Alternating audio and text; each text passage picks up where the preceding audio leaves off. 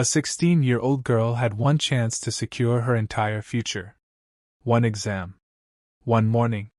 One decision that changed 3 lives forever. But what if choosing to save a stranger meant throwing away everything you worked for? Would you stop, or would you keep walking? Keep watching, because this story will hit you harder than you expect. Ruby Road stood frozen on Hartwell Street at exactly 7:22 a.m. on a Tuesday morning that would fracture her life into before and after. Her backpack hung heavy on her shoulders, stuffed with 2 pencils, a calculator, and the student ID that was supposed to get her into the most important exam of her 16 years. But none of that mattered now, because slumped against the brick wall of Patterson Corner Store, barely visible in the early morning shadows, was a woman who couldn't breathe. Ruby's phone screen glowed in her trembling hand. 38 minutes until her final comprehensive exam started. 38 minutes to get across Cedar Grove, Illinois, board the bus, and make it to Lincoln Heights Academy before the doors closed. No exceptions. No makeups. Miss this test? Repeat the entire junior year. Watch all her friends graduate without her.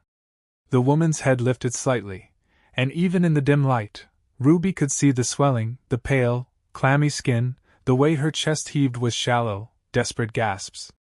Help! The word came out as barely a whisper. Please! Ruby's father's voice echoed in her head, the same warning he'd given her since she was old enough to walk to school alone. Keep your head down. Stay safe. Don't get involved in things that aren't your business. Every logical thought screamed at her to keep walking, to pretend she hadn't seen anything, to protect the future she'd worked so hard to build. But the woman's eyes found hers, pleading, terrified. Ruby's feet moved before her brain could stop them. She dropped to her knees beside the woman. Up close, she could see this wasn't just any woman. The expensive suit, designer handbag, diamond earrings catching the street light. This was someone important. Someone who should have people to help her. But right now, she had no one except a 16-year-old girl who was supposed to be on a bus. What happened? What's wrong? Ruby's voice cracked with panic. The woman's lips moved, barely forming words. Her hand shot out with surprising strength and gripped Ruby's wrist. Banana. Ruby's mind raced through every health class, every biology lesson she'd absorbed in her relentless pursuit of good grades. The swelling throat, the hives crawling up the woman's neck, the wheezing breaths. Allergic reaction. You ate banana and you're having an allergic reaction. The woman managed the smallest nod, and then her eyes began to flutter closed. No, stay with me. Please stay with me. Ruby looked around frantically. The street was completely empty. Patterson's wouldn't open for another hour. The autumn leaves rustled in the breeze. And somewhere in the distance, a dog barked, but no help was coming. 7:26 a.m. Ruby's hands shook so badly she could barely unlock her phone. She dialed 911, her breath coming in short gasps that matched the woman's labored breathing. 911, what's your emergency? There's a woman, Hartwell Street, corner of 5th. She can't breathe. Allergic reaction. Her throat is closing. Please send help 970 now. Ma'am, help is on the way. Stay calm. Can you tell me? I can't stay, Ruby interrupted, her voice rising. Henderson Pharmacy, 2 blocks, EpiPen. She's going to die if I don't. She dropped the phone and ran. Her lungs burned. Her backpack slammed against her spine with every stride. She'd never been athletic. All her time went to studying, to trying to be perfect, to making her dad proud. But now she ran like her life depended on it. Because someone's life did depend on it. Ruby crashed through the door of Henderson's 24-hour emergency window, startling the night shift pharmacist so badly he knocked over his coffee. EpiPen, she gasped. Woman dying. Allergic reaction. Banana, throat closing, please. The pharmacist, his name tag read Ron, took one look at the pure terror in this teenager's eyes and grabbed his keys. Anaphylaxis? Yes. She can't breathe. I don't know how long. Please, I have to go back. Ron's hands moved with practiced speed, pulling an epinephrine auto-injector from the locked cabinet. Do you know how to use this? Health class? We practiced. Yes. Yes, I know. Outer thigh. Hold for 10 seconds. I know. Ruby was already moving toward the door. Thank you. Thank you. Go. I'm calling it in. The run back felt longer. Every second stretched into an eternity. Ruby's mind kept conjuring the worst, arriving to find the woman already gone, the street corner empty except for a designer handbag and the ghost of a choice that came too late. But when she rounded the corner onto Hartwell Street, the woman was still there, barely. Her breathing had deteriorated to a thin whistle. Her lips were taking on a blue tinge. One hand clutched at her throat in a futile attempt to pull in air that wouldn't come. Ruby dropped beside her, fingers fumbling with the EpiPen cap. Her hands wouldn't stop shaking. Health class had been one thing, a practice dummy, a classroom full of giggling students. No real stakes. This was different. This was life and death, and Ruby was the only one standing between them. She positioned the auto-injector against the outer thigh, right through the expensive suit pants. Please work. Please work. She pressed down hard. The click seemed impossibly loud in the quiet morning. Ruby held it there, counting in her head. 1, 2, 3. The woman's face was gray. 4, 5, 6. Was it supposed to take this long? 7, 8, 9. What if she'd done it wrong? 10. She pulled the injector away. For one terrible, endless moment, nothing happened. Then the woman gasped, a deep, ragged, beautiful inhale, and her eyes flew open. Ruby sat back on her heels, suddenly aware that tears were streaming down her face, that her whole body was shaking, that sirens were wailing in the distance. The woman's hand found hers and squeezed weakly. Ruby looked down at her phone screen. 8:17 a.m. 17 minutes after her exam had started. 17 minutes into a test she'd spent months preparing for. 17 minutes past the point of no return. The paramedics arrived like a cavalry in blue uniforms. They moved with efficient calm, asking Ruby questions. She answered automatically while her brain tried to process what she'd just done, what she'd just lost. As they loaded the woman onto a stretcher, now stabilized and breathing normally, one of the paramedics, a woman with kind eyes and graying hair, squeezed Ruby's shoulder. You saved her life, sweetheart. That was textbook anaphylaxis response. How old are you? 16. 16? The paramedic shook her head in amazement. Most adults would have kept walking. You're something special, you know that. Ruby didn't feel special. She felt like she'd just thrown away her entire future for a stranger. The woman on the stretcher, now with an oxygen mask covering half her face, reached out and grabbed Ruby's hand one more time. Thank you, she whispered behind the mask. You saved my life. What's your name? Ruby Rhodes. Ruby Rhodes, the woman repeated. I'm never going to forget that name. She started walking home, each step heavier than the last. The maple trees lining Hartwell Street had leaves just beginning to turn autumn colors. Ruby had always loved this time of year, the promise of change, of seasons shifting, of new beginnings. Now it just felt like endings. The walk home gave her too much time to think, too much time to replay every moment of the last hour, too much time to calculate exactly what she'd sacrificed. She thought about the polynomial equations she'd memorized, the essay structures she'd practiced, the 3 all-nighters she'd pulled in the past week alone, reviewing every possible topic that might appear on that exam. She thought about her father, Wesley, who worked 60-hour weeks at the warehouse so she could have a chance at college, who came home exhausted every night but still helped her study at their tiny kitchen table, who believed she was going to be the one to break them out of the cycle of barely making ends meet. What was she going to tell him? Dad, I threw away everything we've worked for. I missed the exam. I'm going to repeat junior year. I'm sorry. I'm so sorry. The small apartment complex where they lived came into view. It wasn't much, chipped paint, a parking lot full of old cars, windows covered with mismatched curtains. But it was home. And right now, Ruby wanted nothing more than to crawl into her bed and pretend this morning had never happened. But when she opened the door to their second-floor apartment, Wesley was already there. He sat at the kitchen table in his warehouse uniform, navy blue shirt with his name embroidered over the pocket, and the expression on his face broke something in Ruby's chest. The school had called him. Of course they had. "Dad," she started, but her voice crumbled. "The school said you didn't show up for your exam. They said you never walked through the doors." "Ruby, I left work. I've been calling you for 20 minutes. Where were you? What happened?" And that's when Ruby completely fell apart. She collapsed into a chair, and the whole story came tumbling out between sobs. The woman on the street, the choice, the run to the pharmacy, the EpiPen, the paramedics, the exam time ticking away while she held a stranger's hand. Wesley listened without interrupting, his expression shifting from confusion to understanding to something Ruby couldn't quite read. When she finally finished, they sat in silence. The clock ticked loudly. Outside, someone's car alarm chirped off. "I messed up," she whispered. "Dad, I messed up so bad.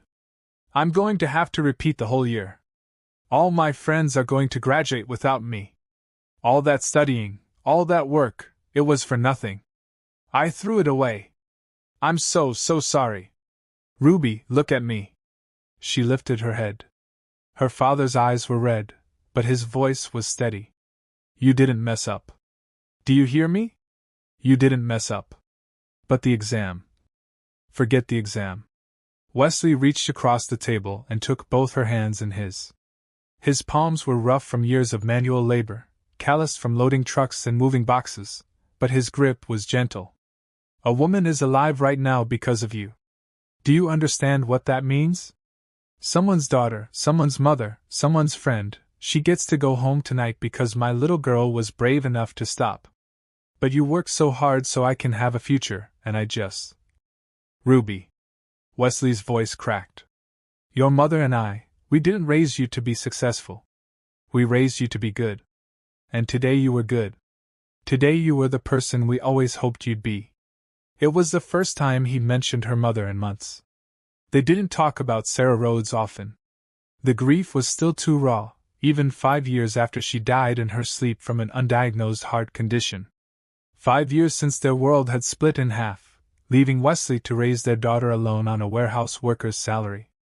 Ruby had been 11 when she found her mother that morning, too young to understand the full weight of loss, but old enough to watch her father transform from a man who laughed easily to a man who carried worry like a second skin. "Mom would be disappointed in me," Ruby said quietly. "She always said education was the only way out." "Your mother would be proud of you," Wesley corrected firmly. "She worked 3 jobs to save for your college fund. She studied for her GED at night after you went to bed. She knew what education meant. But you know what she told me once?" She said, "Wes, I don't care if Ruby becomes a doctor or a teacher or works at the grocery store. I just want her to be kind, because kindness is the only thing that really changes the world." Ruby's tears came harder. "I don't know what to do now. We'll figure it out." Wesley squeezed her hands. "Maybe there's a make-up exam. Maybe we can talk to the principal. Maybe you do repeat a year. And if you do, you'll still get where you're going. Your education isn't going anywhere, sweetheart. But that woman on the street, without you, she wouldn't have had tomorrow." They sat together at that small kitchen table for a long time, father and daughter, both of them scared about the future, but certain about one thing: Ruby had made the right choice, even if it cost her everything. Ruby eventually went to her room and lay on her bed, staring at the ceiling. The afternoon light filtered through her window, painting patterns on the walls covered with achievement certificates and honor roll ribbons, proof of how hard she'd worked that might not mean anything anymore. Her phone buzzed with texts from friends. "Claire, everyone's asking where you were. Are you okay? Marcus, Ruby, what happened? You've been preparing for this test forever. Jenny, the exam was brutal. Call me when you can." Ruby turned her phone face down. She couldn't deal with that yet. Couldn't face the questions, the concern, the pity that would come when they learned what she'd done. Had anyone ever sacrificed their entire future for a stranger before? Had anyone been this stupid? But then she remembered the woman's eyes, the way they pleaded, the sound of her gasping for air, the terrifying blue tinge to her lips, and Ruby knew, even through the grief of losing this year, that she'd make the same choice again. She just hoped she wouldn't have to pay quite so much for it. 2 weeks passed. 2 weeks of Ruby trying to negotiate with the school administration, 2 weeks of hitting brick walls. The district had a firm policy: no makeups on final comprehensive exams except for documented emergencies, meaning the student's own medical emergencies, not someone else's. "I understand what you did was noble," the vice principal had told her, sympathy genuine but hands tied. "But the policy exists for fairness. If we make an exception for you, we'd have to make exceptions for everyone." "But I saved someone's life," Ruby had pleaded. "And that's admirable, truly. But it doesn't change district policy." So Ruby faced the reality. She'd be repeating junior year, starting over in the fall while Claire and Marcus and Jenny moved on to senior year without her. Watching them graduate while she sat through another year of classes she'd already mastered. Wesley tried to stay positive. He'd say, "Maybe it's a blessing in disguise. You'll ace everything the second time around. Your GPA will be perfect." But they both knew the truth. Ruby had lost time she couldn't get back. And in a household where every dollar was stretched thin, where Wesley's warehouse salary barely covered rent and groceries, the thought of delaying college by a year, and the financial aid that came with it, felt like a weight crushing them both. Ruby stopped sleeping well. She'd lie awake at night playing those few minutes on Hartwell Street over and over in her mind, searching for a different choice she could have made, some way to save the woman and make it to her exam, some magical solution that didn't exist. By the third Saturday after the incident, Ruby had almost accepted her new reality, almost made peace with the price of kindness. And then she heard the helicopter. It started as a distant hum, like a bee or a lawnmower, easily dismissed. But the sound grew louder, closer, until the windows in their apartment were rattling, and Wesley was jumping up from the couch where he'd been reading the newspaper. "What the hell?" he muttered, moving to the window. Ruby joined him, and they both watched in disbelief as a sleek black helicopter descended into the small community park directly across from their apartment complex. Within seconds, every resident of their building was rushing outside: Mrs. Lily from upstairs, the Rodriguez family from the first floor, old Mr. Kevin who usually never left his recliner, even the teenagers who typically lounged in the parking lot smoking cigarettes. Everyone gathered on the sidewalk, staring as the helicopter touched down on the grass, its rotors kicking up leaves and debris in a dramatic swirl. Wesley put a protective arm around Ruby. "Stay close to me." The helicopter door opened, and Ruby's heart stopped, because stepping out, looking healthy and polished and completely transformed from the dying woman on a street corner, was her. She wore an elegant cream-colored pantsuit, her dark hair styled perfectly, sunglasses perched on her head. She looked like someone who belonged on magazine covers, not in their struggling neighborhood where helicopters never, ever landed. The woman's eyes scanned the crowd of gawking residents, and when they landed on Ruby, her face broke into a smile that could have powered the whole building. She walked directly toward them, and the crowd parted instinctively, everyone too stunned to do anything but watch. "Ruby Rhodes?" the woman asked, though her expression said she already knew the answer. Ruby couldn't speak, could barely nod. "My name is Mila Hartley." She glanced at Wesley, taking in his protective stance, the resemblance in their features. "You must be her father. I can see where she gets her courage." Wesley's arm tightened around Ruby. "I'm Wesley Rhodes." "What's this about?" Mila turned back to Ruby, and her eyes were glistening with unshed tears. 3 weeks ago, this young woman saved my life. And then I had to find her." The crowd pressed closer, whispers rippling through the residence.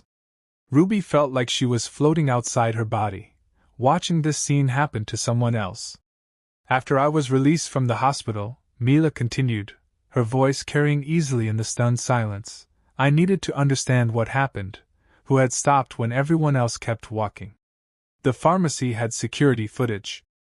I got your name from the 911 call records, and I learned something that broke my heart. She paused, and Ruby could feel every eye on them. You missed your final exam. You sacrificed your entire academic year to save a stranger's life. The crowd erupted in murmurs. Ruby heard Mrs. Lilly gasp, heard someone say, "That's why she didn't go to school that day." Wesley's voice was barely a whisper. "You did this for her?" "I couldn't just leave her, Dad." "No, you couldn't," Mila agreed, hearing the exchange. "Because that's who you are, and that's exactly why I'm here." She reached into her bag and pulled out a folder, but she didn't open it yet. "I'm the CEO of Hartley Industries. We manufacture medical equipment and emergency response technology, including the very EpiPen that saved my life that morning." She smiled slightly. "The irony isn't lost on me. I built a company around saving lives, and then a 16-year-old girl saved mine with our own product." Ruby's head was spinning. This was too much, too surreal. "I need to tell you 3 things, Ruby Rhodes." Mila held up one finger.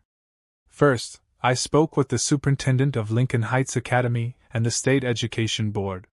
Your case is unique, genuine heroism resulting in a missed exam. They've agreed to let you take the test next Friday. Special administration. You get your chance." Ruby's knees went weak. Wesley's arm was the only thing keeping her upright.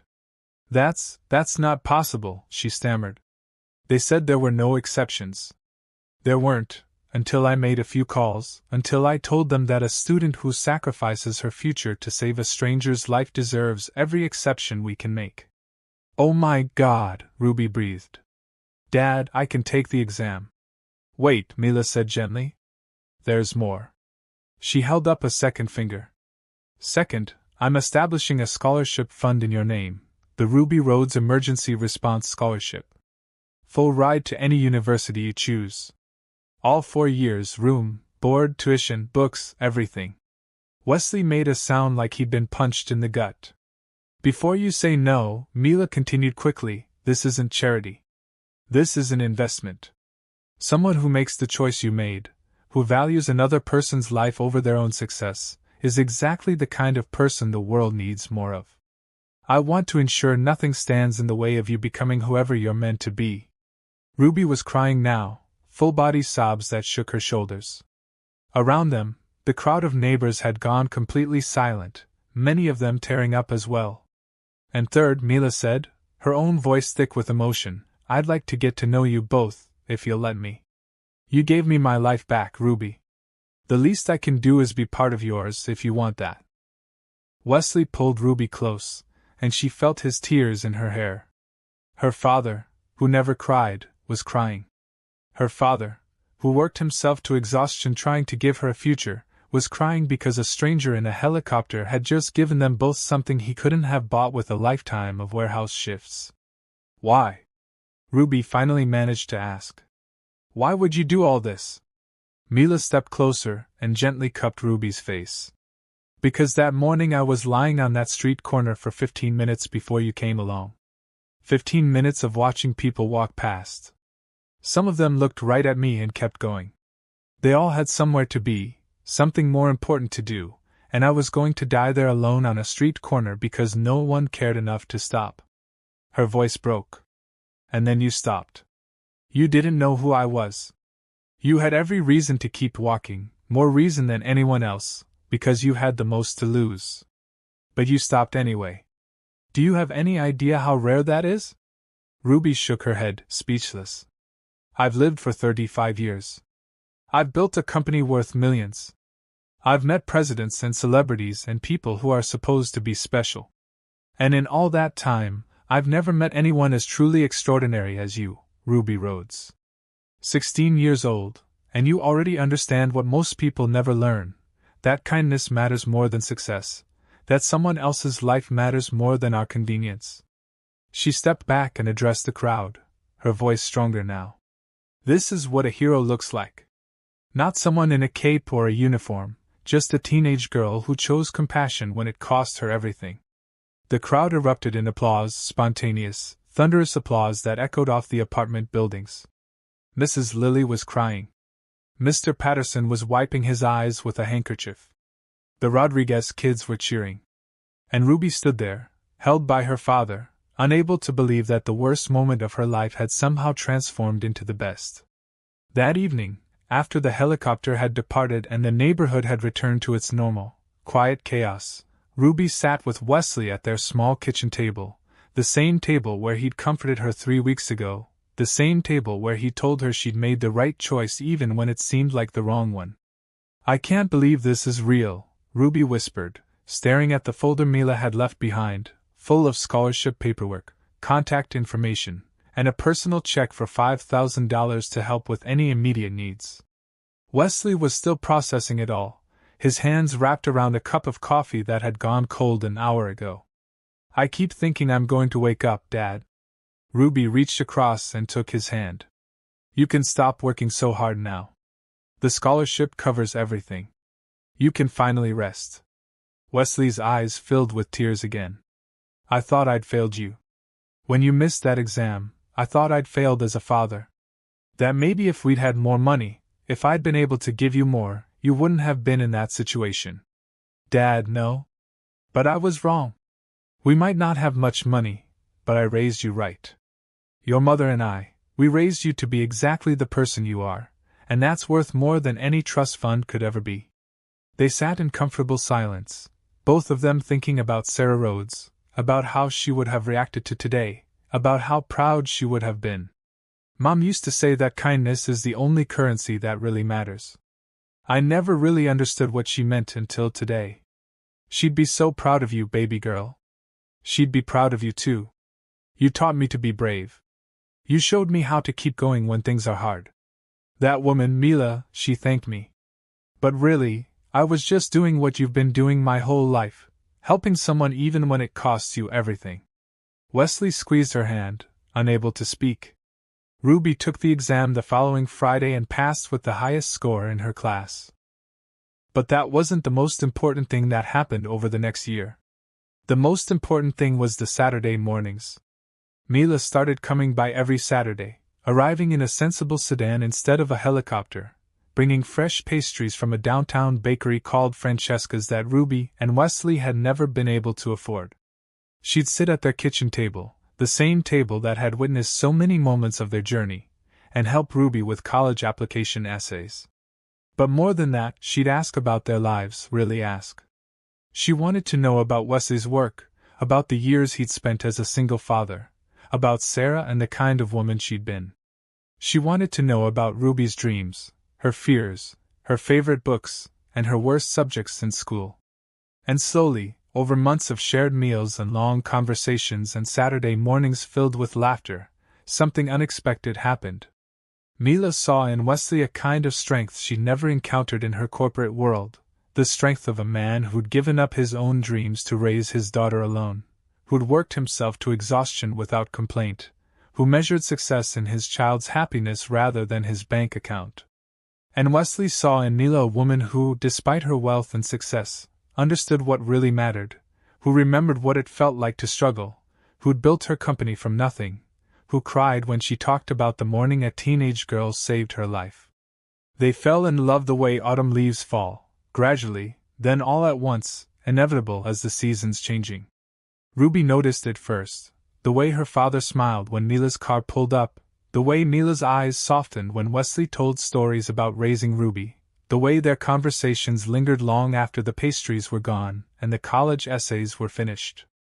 "I think they like each other," she told Claire one day at school. "Obviously," Claire said. "Your dad deserves to be happy, Ruby. After everything he's been through, everything he's done for you, he deserves this." Ruby knew she was right, but it was still strange watching her father fall in love with the woman Ruby had saved, like the universe had tied their lives together in some cosmic knot that couldn't be undone. Not that Ruby wanted it undone. Mila had become family in a way that had nothing to do with helicopters or scholarships. She'd become the person who understood what they'd been through because she'd been part of it. She'd become the person who made Wesley laugh again, really laugh, the way he used to before Mom died. By the time Ruby got her acceptance letter to Northwestern University with the Ruby Roads Emergency Response Scholarship covering every penny, she had two parents cheering for her. The father who had always been there, who'd sacrificed everything, who taught her that kindness mattered more than success, and the woman whose life she'd saved, who'd given them both a future they couldn't have imagined. The night before Ruby left for college, the three of them sat in the apartment that suddenly felt too small and too big at the same time. Mila had brought champagne for her and Wesley, sparkling cider for Ruby. They toasted to new beginnings, to second chances, to the strange and beautiful way life could transform in an instant. "I've been thinking about that morning," Mila said, swirling her champagne thoughtfully. "About all the things that had to go exactly wrong for our paths to cross." "The banana smoothie," Wesley said with a slight smile. He'd heard this story dozens of times now, but he never tired of it. "The banana smoothie," Mila agreed. "I had stopped at this new cafe on my way to a board meeting. Never thought to ask about ingredients. Should have known better. I had avoided bananas my whole life after a mild reaction as a kid. Thought I'd outgrown it. But you hadn't," Ruby said softly. "No. And 10 minutes after I drank that smoothie, I couldn't breathe. I tried to get help, I really tried, but everyone just kept walking." Mila's voice caught. "I watched at least 20 people pass by before you showed up. Some of them looked right at me. One man actually stepped around me like I was an obstacle on the sidewalk." "That's horrible," Ruby whispered. "That's reality," Mila said. "We live in a world where people are so focused on their own lives, their own problems, their own schedules that they forget to see each other. And I was going to die because of it." She reached over and took Ruby's hand. "But then you didn't keep walking. You had more to lose than anyone else who passed me that morning. You had a test that would determine your entire future. You had every excuse to keep going, but you stopped anyway." "I couldn't not stop," Ruby said. "Dad always told me to keep my head down, to not get involved. And I tried to listen to that voice, but there was this other voice that was louder, and it kept saying, 'What if that was your mom? What if someone had walked past her when she needed help?' And I just couldn't." Wesley's eyes filled with tears for what felt like the 100th time that year. "Your mother would be so proud of you, of the woman you're becoming. She'd be proud of all of us," Mila added. "Of Wesley for raising a daughter who understands what really matters, of Ruby for having the courage to act on it, and maybe, if she's watching, she'd be happy that her family found someone else to love who loves them just as much." It was the first time Mila had acknowledged what was growing between her and Wesley, and the words hung in the air like a promise. Wesley reached over and took her hand. "Sarah would like you. She'd appreciate that you see Ruby for who she really is, not just for what she can achieve." "I do see her," Mila said softly.